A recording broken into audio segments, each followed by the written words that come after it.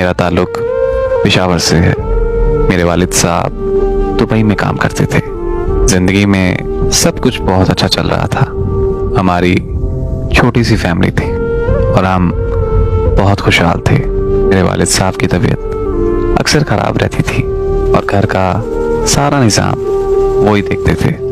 मैं जब मैट्रिक में था तो मेरे घर के हालात काफ़ी ज़्यादा मुश्किल हो गए। मैंने हर मुश्किल का सामना किया, अपनी फैमिली को सपोर्ट किया और मैंने अपने घर को काफ़ी हद तक संभाल लिया। काफ़ी हद तक हमारे घर के हालात बेहतर होने लगे। इस दौरान मुझे एक लड़की से बेशुमार मोहब्बत हो गई। वो हमारी करीबी रिश्तेदार भी थी और रिश्ते में मेरी कज़न भी।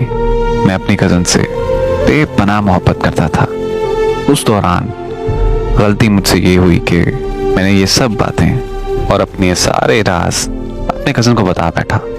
वो कज़न मेरा हमराज था। मैं उस लड़की को बहुत पसंद करता हूँ, मैं उससे बहुत प्यार करता हूँ। ये सारी बातें मैंने अपने कज़न को बता रखी थी। मेरे कज़न से ये बात हजम ना हुई। उसने ये सारी बातें मेरी कज़न को बताई और मेरी कज़न को मेरे खिलाफ बहुत भड़काया। एक दिन मेरा कज़न मेरे पास आया और उसने मुझे बताया कि वो तुमसे बहुत नफरत करती है, पता नहीं क्यों। ये सुनते ही मेरा दिल टूट गया। उस वक्त मैं बहुत अकेला महसूस कर रहा था खुद को। ऐसे लग रहा था कि जैसे मैं जिंदा लाश बन गया हूँ। 3 साल बाद मुझे पता चला कि मेरे कज़न ने मेरी उस कज़न से शादी कर ली। ये सुनते ही मैं और भी टूट गया। मुझे आज भी याद है कि मुझे मेरी कज़न ने मुझे गरीबी का ताना दिया था और ये बात मेरी सीधे दिल को जा लगी। उसके बाद मैंने सब कुछ छोड़ दिया, बहुत मेहनत की और पब्लिक सर्विस कमीशन का इम्तिहान दिया और अल्हम्दुलिल्लाह असिस्टेंट डायरेक्टर सेलेक्ट हो गया। फिर उसके बाद एक और लड़की मेरी ज़िंदगी में आती है। मेरा उससे राब्ता सोशल मीडिया पर हुआ था। हम पहले दोस्त बने। बात करते करते उसे कब मुझसे मोहब्बत हो गई पता ही नहीं चला। वो लड़की मेरी खातिर अमेरिका से पाकिस्तान आई। हमने काफ़ी वक्त एक दूसरे के साथ गुजारा।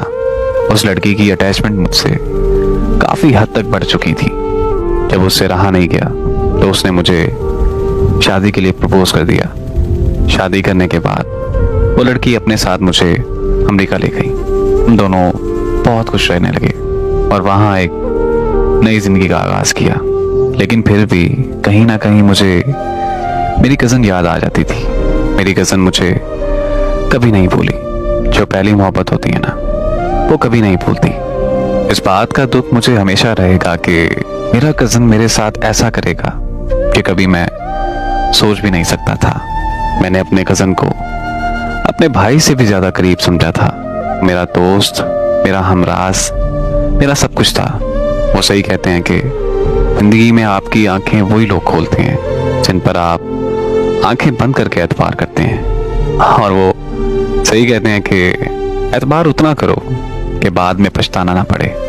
गलती बस मुझसे यहाँ हुई कि मैं अपनी कज़न से उसके सामने बात करता था।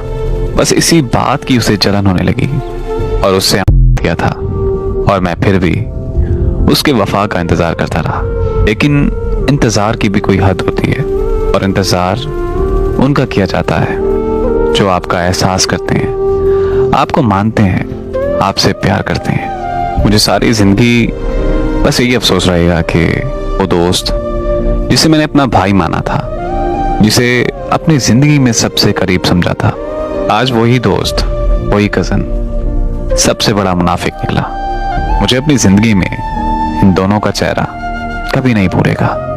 मुझे अपनी ज़िंदगी से बहुत बड़ा सबक मिला है एक दोस्त की सूरत में कि अगर एक दोस्त मुनाफिक हो जाए तो वो किसी भी हद तक गिर सकता है, क्योंकि मुनाफिक लोगों के गिरने की कोई हद नहीं होती। मैंने अपनी ज़िंदगी में सब कुछ भुलाकर आगे बढ़ने की सोची। अल्हम्दुलिल्लाह अब मैं बहुत खुश हूँ। मुझे ज़िंदगी में सब कुछ मिल गया है और मैं अपनी ज़िंदगी से बहुत खुश हूँ।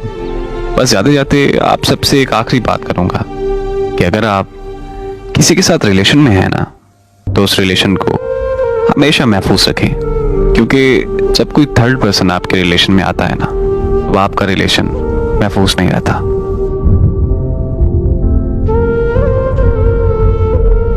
अगर आप चाहते हैं कि मैं मजीद ऐसी कहानियां लाता रहूं, तो प्लीज मेरे चैनल को सब्सक्राइब करना मत भूलिएगा और बेल आइकन को भी प्रेस कर लीजिएगा, ताकि आने वाली नई से नई कहानी आप तक पहले पहुंच सके। अगर आप भी अपनी जिंदगी से जुड़ी कोई भी कहानी मुझसे शेयर करना चाहते हैं, तो आप मुझे अपनी कहानियां इंस्टाग्राम पर भेज सकते हैं।